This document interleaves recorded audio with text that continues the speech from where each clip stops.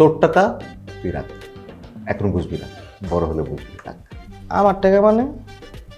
বিভিন্ন সময় বেশি বেশি করে টাকা নিছি না, তার থেকে এই টাকা। আমার টাকা আপনার কাছে এটা মানে কেমন কে রাখতেন নি? হ্যাঁ, হিসেব রাখতাম, কার কাছ থেকে কত বেশি রাখছি সেটা আমি কাগজে লিখে রাখতাম, এমন একদিন সত্য। দুধুর ক্যান্সার ফাইজলামি করতে, আবার ফাইজলামি শুরু করছে। দুধু একটা সুস্থ সবল মানুষ, আমার বন্ধু, আমি দেখে আসলাম ওরে, ওর ক্যান্সার না। আরে প্রথমে তো আমিও সেটাই ভাবছিলাম। এবার আমি তো টিউশন ফি দেই না, তোর কতবার কইতেছি নিজের টাকা নিজে দিতে পারি না, তোরটা দিব আমি।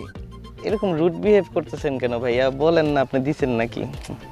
আর আমি দেই নাই রে ভাই, আর তোরটা যদি কেউ দিয়ে থাকে আলহামদুলিল্লাহ গো, ভালো কথা এটা। তো অফিসে যে কইলো যে মানে আমি বুঝতেছি না, কনফিউজ হয়ে গেছি, সবাই জিজ্ঞেস করতেছি যে কে দিছে কে দিছে। ভাবলাম আপনিও তো দেখতে মানুষের মতনই, এই জন্য আপনাকেও জিজ্ঞেস করলাম। কি ওই কিছু হিগাই দিছে তোরে? উল্টা পাল্টা কথা কস। উইয়ে মানে টাকা আর দুধু দুইটা হইতাছে দুই পথের পথিক। ওই আমার দিব, ওই আমার লাগে 5 টাকা খরচ করবো, মরে যাবো, আমার লাগে 5 টাকা খরচ করতো না। তুই কোন ধরনের কথাবার্তা কইতাছিস? আরে আর ওরে কি চিনান লাগবো যে ওই কেমন? আমরা দুজন এক লগে পরিচিত হয়েছি, ওই এই কাম করবো, তুই মানতে পারতেছস? তোর মুখ দিয়ে এসব কথা কেমনে বেরিয়েছে? আলা উল্টা পাল্টা কথা কস। দুধু বন্ধু এদিকে করতো না আমার লেগে কিছু। দুদূরে নিয়ে আর একটা উল্টা পাল্টা কথা কবি না। দুধু এই কাম করতো না, ওই তাছে টাকা আর দুধু এক লগে যায় না। এইসব ফালতু কথা না কইয়া, কাহিনী না বানায়া আসলে কে দিছে এই জিনিসটা আমার জানা, এটা অনেক উপকার হইব। আমাদের দুদুর ক্যান্সার, দুদুর ক্যান্সার। আরে কি দেখ কি কস? সারাদিন আমরা এক লগে থাকি, আর ক্যান্সার হইলে কি বোঝা যায় না? এটা থাকে না, সিমটম টুমটম থাকে না, আমরা দেখতাম না? তো একটু আগে কইলি না যে ও মইরা গেল আমার পিছে 5 টাকা খরচ করবো না? ওই রকম পোলাই না, ও হয়তো মইরা যাব, কিন্তু মইরা যাওয়ার আগে তোর লাখ টাকার টিউশন ফি দেয়া যাইতেছে। আমি ফ্রেন্ড হয়ে তোরে এইসব কথাবার্তা কইতেছি, তোর কাছে মনে হইতে পারে আমি দুদূর হয়ে কথা কইতেছি। না, আমি শুধুমাত্র এই জন্য কইতেছি তোর এই কথাগুলো আমার ভালো লাগে নাই। আমার সবকিছু আমি কি করবো কি কিছু বুঝতেছি না, আমার সব মাথার উপরে দিয়ে যাইতেছে। তুই ক্যান্সার এটা আমি মানতে পারতাছি না। আমার মনে হয় যে তোরা কে কইছে এটা? এই জিনিসটা আমিও জানতাম না। এই কথাটা আমারে বলছে একা একা আমারে বলছে দুদুর ক্যান্সার। আমি এটা শোনার পরে তোরে খুঁজতেছি, তোরে ইনফর্ম করার জন্য, অ্যাটলিস্ট তোর জানা উচিত আমার কাছে মনে হয়েছে, তাই আমি তোর কাছে এই কথাগুলো বলতেছি। না মামা, এদিকে কোনো না কোনো একটা মানে জিনিস আছে, হইতে পারে যে মনে কর দুদুর ছাড়া অন্য কারো কথা কইছে। আমি জানি না কি আছে কি নাই। এই কথা দুদু তানজিলারে বলছে, তানজিলা একারে বলছে, একা আমারে বলছে। আমি তারপরে সবকিছু শোনার পরে আমি মিলাইছি যে হ্যাঁ, এটা দুদুই ছিল যে তোর টাকাগুলো দিয়ে দিছে। আমাকে একটু টাইম দে, আমি বাকি নিউজগুলো নেই, তারপরে দুদুর সাথে কথা বলতেছি। হ্যাঁ, আমি একা কথা বলবো না, তুইও থাকবি আমার সাথে।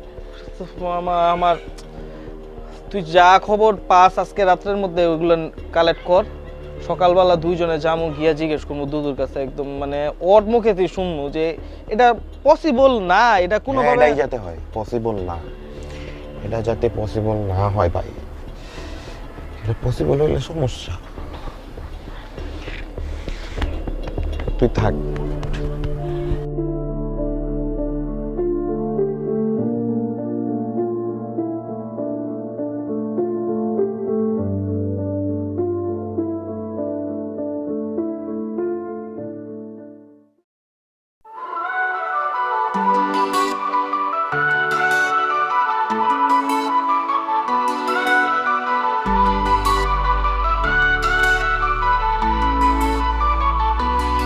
বাবা আমার স্বপ্ন নিয়ে পড়তে পাঠায়, আমার স্বপ্ন নিয়ে আসিয়া থায়।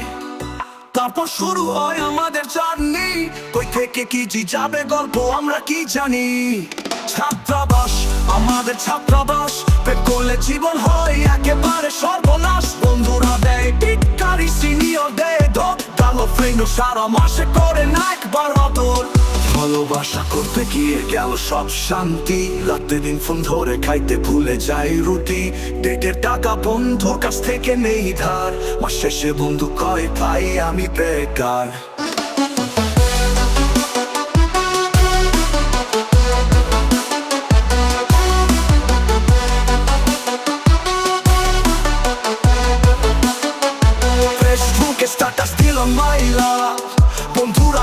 দিল শুধু আবার বেকার বলে পড়বো ভালো এই ছিল ভাবনা, কিন্তু আজ বুঝিয়ে দিল কারো কাছে গিয়ে লাভ হবে না।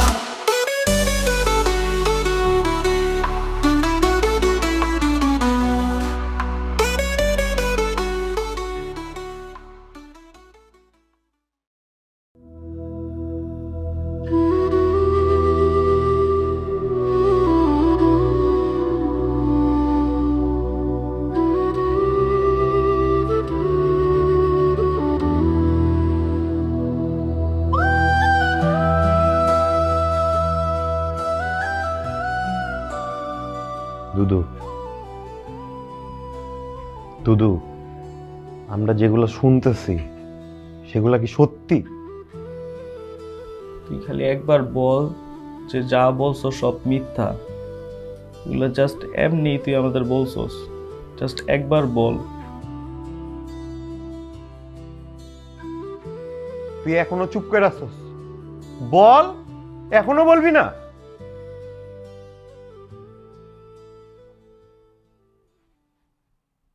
কি রে? আমি আমার ইন্টার লাইফ থেকে ক্যান্সার সাফার করতেছি, তা যা শুনছো সত্যি।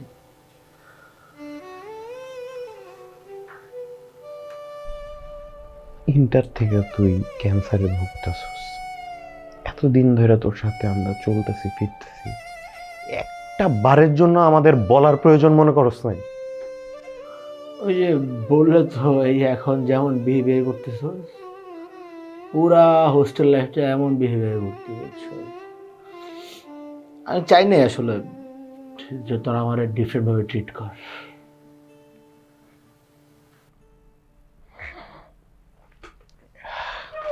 আমি এত কিছু বুঝি না। আমার মনে হয় যে তুই ঠিক মতো ডক্টর দেখাস না। আমার মনে হয় ও ঠিক মতো ডক্টর দেখায় নাই। যত যা করা লাগে আমাদের দরকার হলে হোস্টেলে সবাইরে বলবো, আমরা টাকা তুলবো, আমরা তোরে ভালো জায়গায় ডাক্তার দেখাবো, ঠিক আছে? সব ঠিকঠাক হবে। কোনো না কোনো ওয়ে আছে যেটা তোর চোখে ধরা পড়ে নাই, ওইটা আমরা বাইর করব। হ, সকল ওয়ে সকল পথ অতিক্রম করে তারপর আমি হোস্টেলে আসছি। শতভাগ চেষ্টা অনেকদিন আগে শেষ।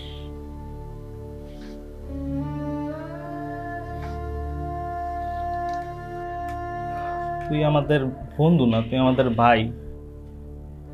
এই জিনিসটা কোনোভাবে মানতেই পারতাছি না। এটা হইতে পারে না যে ভুল হয়েছে। আমার জাস্ট একটা কথা বল দুধু, তুই তো আমার বন্ধু, পার্টনার, ওটা তোরে কিভাবে হারায় ফেলবো? হারাই কেন ফিরবি? ট্রু ফ্রেন্ডশিপ তো কখনো হারায় না। হ্যাঁ, হয়তো আমি ফিজিক্যালি থাকবো না, কিন্তু আমি তো তোর মনে থাকবো। তুই শুধু আমাদের মনের মধ্যে থাকো, সেটা আমরা চাই না। আমরা চাই যে তুই আজীবন আমাদের সাথে থাকোস, আমাদের সাথে সবকিছু বুঝতো। হে পাগলা, কিরে দূরে কান্নাকাটি করতেছিস কেন? কানবো না? তুই তো আমার টিউশন ফিও দিয়ে দিছস, কেন দিছস তুই? শ্যাম্পু, আমার চোখের সামনে আমি তোর স্ট্রাগলটা দেখছি, বুঝছো? একটু বলা, তুই বাপ নাই মা নাই, জীবনটা লয়ে স্ট্রাগল করতেই আছে। তা আমি বেঁচে থাকলে ধর যে সময়ের সাথে সাথে আমি তোর অনেক হেল্প করতাম না। ওই হেল্প থেকে ছোট্ট একটা অংশ যাওয়ার আগে করে যাচ্ছি। কি করতেছস তুই, কি বলতেছস, কিচ্ছু বুঝতেছি না। এগুলো তোরা বলিস না। আমি আব্বারে বলছি, বুঝছো, যে আমাদের যে সহায় সম্পত্তি আছে, যতটুকু আছে না কেন, এ মরে গেলে আসলে আমাদের সাথে তো যাবে না, আমাদের কোনো উপকারও আসবে না। তো বাইচা থাকতে এগুলো যদি মানুষের কাজে লাগায় যাওয়া যায়, তাহলে আমার অনেক ভালো লাগবে। আব্বা রাজি হয়েছে। ওইখান থেকেই আমি তো টিউশন ফি দিচ্ছি।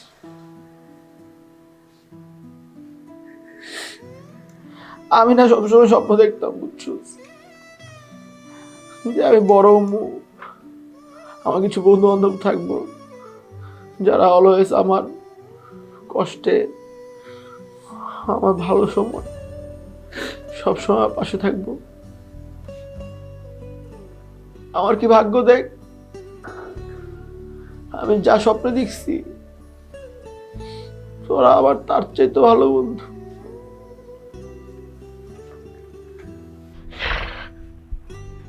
আমার গো ভাগ্য ভালো, আমরা তোর মতো বন্ধু পাইছি। তোর জন্য একটা চমক আছে।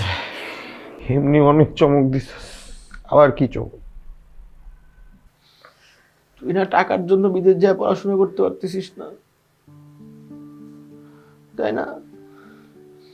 তোর এই স্বপ্ন পূরণ হবে।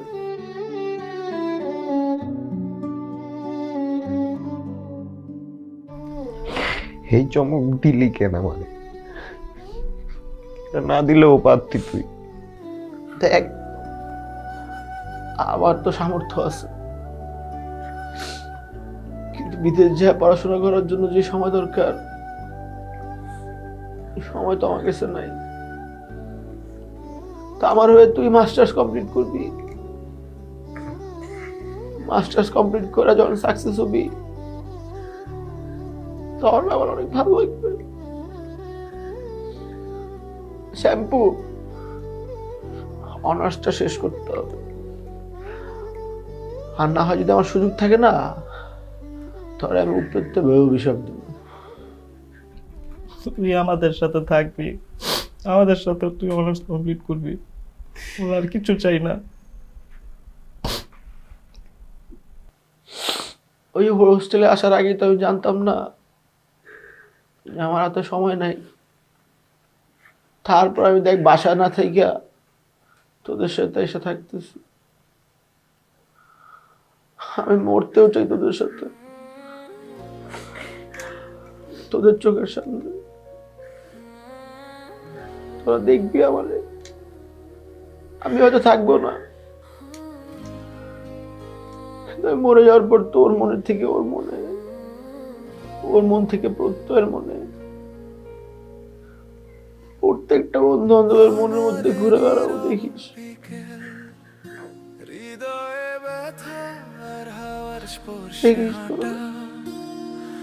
দূরে দূরে হেঁটেছি পথ ভুলে, চেনা গলিতে আমার একটু জয় ধরবি। হারিয়ে যাওয়া তোদের পাশে থাকলেই মনে হয় পৃথিবী যেন আমাদেরই। ভুলো না কখনো এই বন্ধুত্বের আলো, রঙিন যেমন আকাশে উড়ানো ঘুড়ি। চিরচেনা শহরের দেয়ালে লুকানো সব অভিমান, প্রতিটি মুহূর্তে চোখে স্বপ্নের আলো, বেঁচে থাকার গান বাজে চুপচাপ। জীবনে বেশি কিছু চাও না, রাতের পরে দিন, দিনের পরে রাত, এটাই আমাদের অভিযান। সন্ধ্যার আগে ঘামে ভেজা শরীরে বাড়ি ফেরার তাড়া। তুই যখন প্রথম এই রুমে যখন আসছিস না, তোর সাথে আমি অনেক অত্যাচার করছি রে ভাই। কাপড় ধুয়াইছি, বিছনা গুছাইছি, রাতের পর রাত্র জাগাইছি। আমারও মাফ করে দিস ভাই তুই। না ভাই,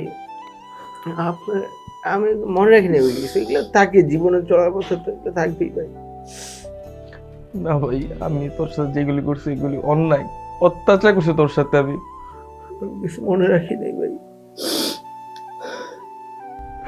মনে রাখস না, তোর মন অনেক বড়, তাই কিন্তু আমি যে অত্যাচারগুলি করছি ভাই, এইগুলি কি মাফ করার মতন?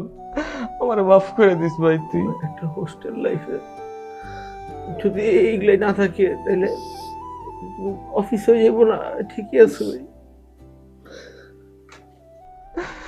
আমি তো তোর সাথে যা করছি এগুলি আসলে কোনো বড় বা ছোট বড় সাথে করে কিনা জানি না, কিন্তু ভাই আমি তোর সাথে যেগুলি করছি এগুলি আমার ভুল হয়েছে ভাই, তুই আমারও মাফ করে দে।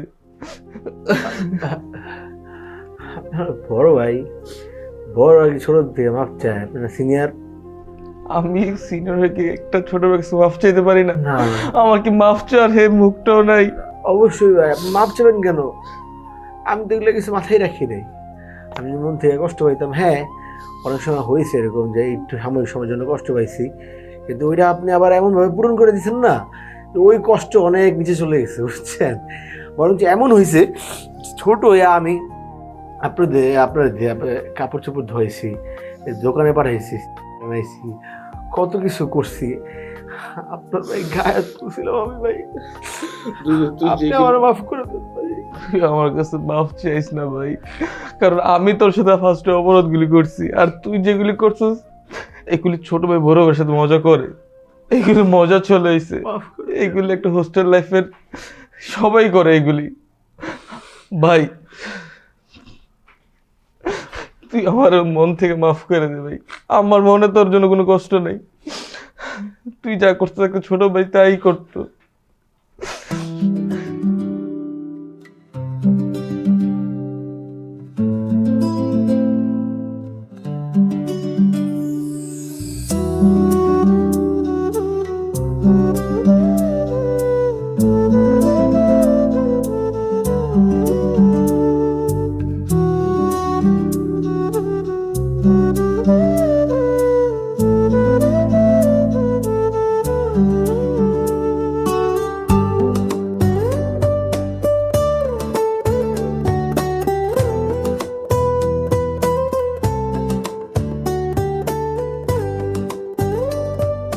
আমার কোনো ইনকাম সোর্স ছিল না, আমি একটা লাইফলেস লাইফ চুজ করছিলাম, আর তুমি আমাকে একটা রেসপেক্টফুল লাইফ দিচ্ছ।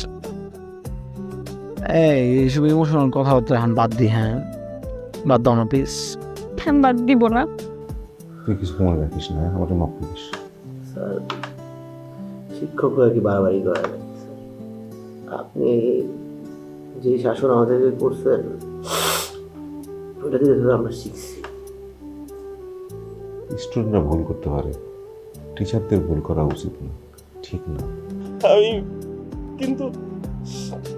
আমি সফল হতে পারিনি। সফল হওয়া লাগবে না, সফল কেন হইতে যাবো? যত কিছু উনি তো আমার মা না, আমার তো ভাই বোনও আছে, সব কিছুর পরে উনি আমার মাই। আমার হয়তো মাইনে নিতে পারে নাই, বাট হ্যাঁ কিন্তু তোমার অনেক ভালোবাসে, বুঝছো?